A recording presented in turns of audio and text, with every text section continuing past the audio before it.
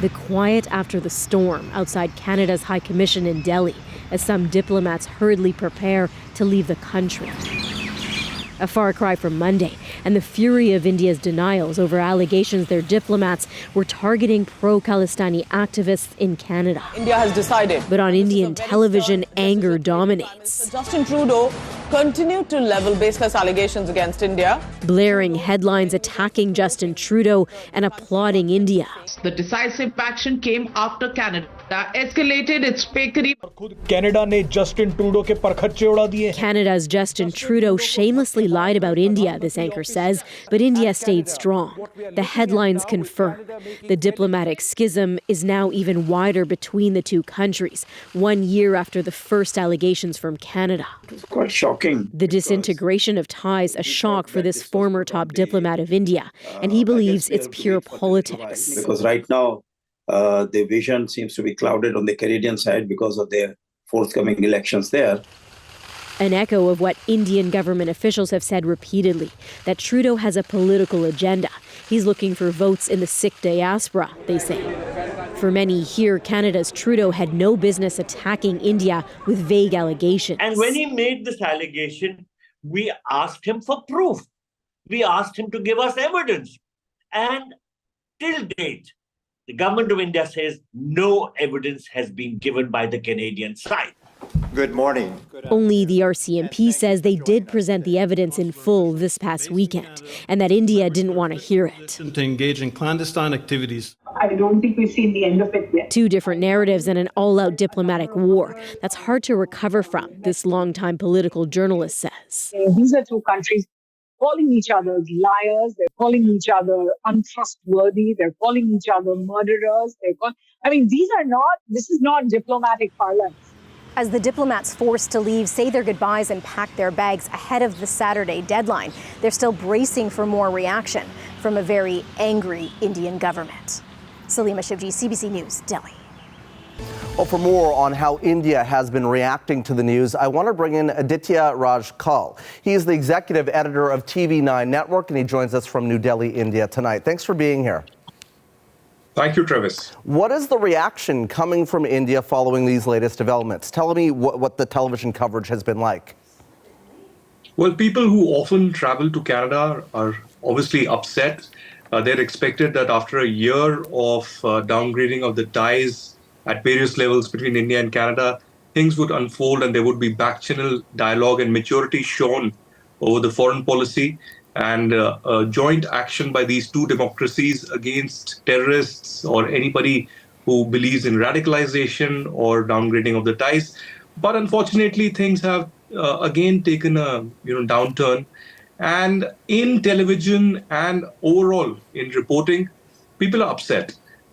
People are upset because India and Canada have had historic ties and things could have been prevented from going worse. Now imagine, India and Pakistan have had terrible ties over the last many decades.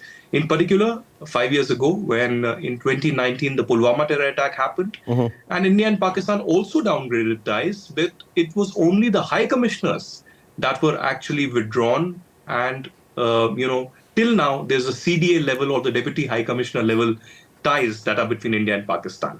Now, imagine what has happened between India and Canada. There's no High Commissioner right now. There's no acting High Commissioner. There's no Deputy High Commissioner.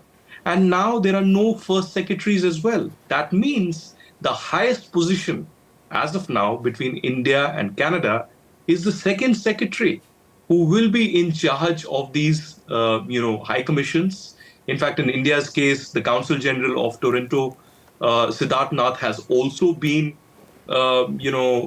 expelled as per Canada, but as per India, withdrawn.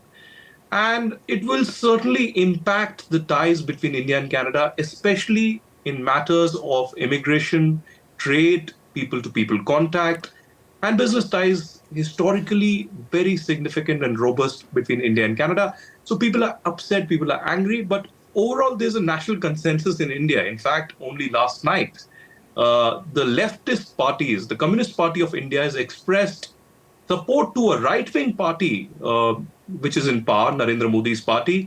And the CPI Marxist has said that we stand in national interest with the BJP central government against any kind of such provocations coming in from Canada, from the Khalistani groups. So we got to wait and watch how things unfold. Let me ask you this, and it's to pick up on what you're talking about there. When it comes to India's international relations, how important of a player is Canada? And does India need Canada, or do you think India's view of it is Canada needs India more than India needs Canada?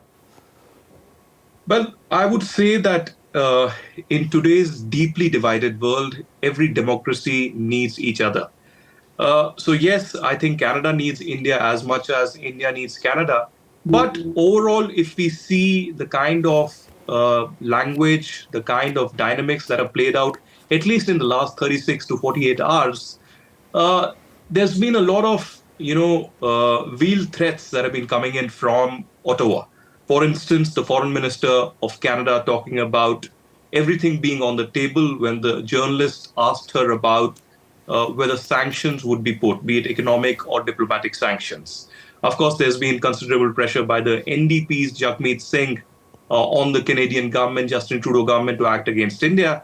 But I think it's laughable to talk about economic sanctions against India at such a crucial time, because even journalists in Canada understand that if there is a very juvenile attempt on some economic sanctions, it won't impact India. India is one of the biggest economies in the world today, and it will only, hamper the economy of Canada. So I think there should be mature diplomacy at play. And the biggest concern for India is that India is ready for any kind of investigation. But there hasn't been, over the last few years, action on the Khalistani terror groups like the SFJ, even though list of 26 fugitives, including Goldi Brar, Gurpatwant Singh Pannu, and others, has been shared with Canada. And that's the sticking point, that why isn't Justin Trudeau showing the political will to act against the Khalistani terrorists? If this one attempt is made, then certainly these ties between India and Canada will improve drastically. I got to run here, but let me ask you really quickly before I do. How do you see this playing out in the weeks and months to come?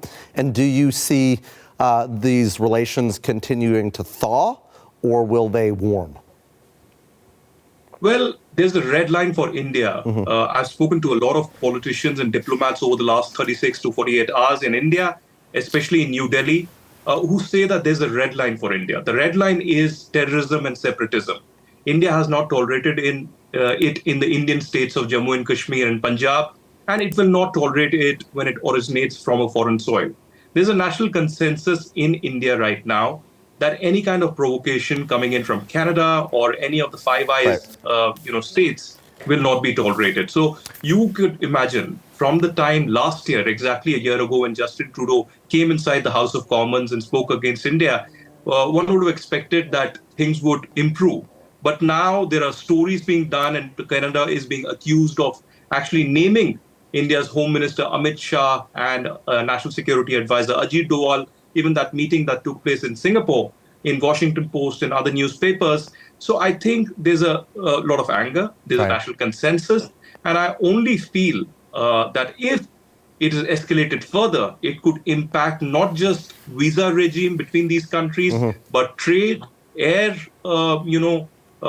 direct flights between these countries as well. So next few hours, next few days are very crucial. They are very crucial, and we'll be watching closely, and I know you will be as well, to see what happens. Aditya, I appreciate your time tonight. That is Aditya Raj Kaul, the executive editor of TV9 Network, joining us from New Delhi, India.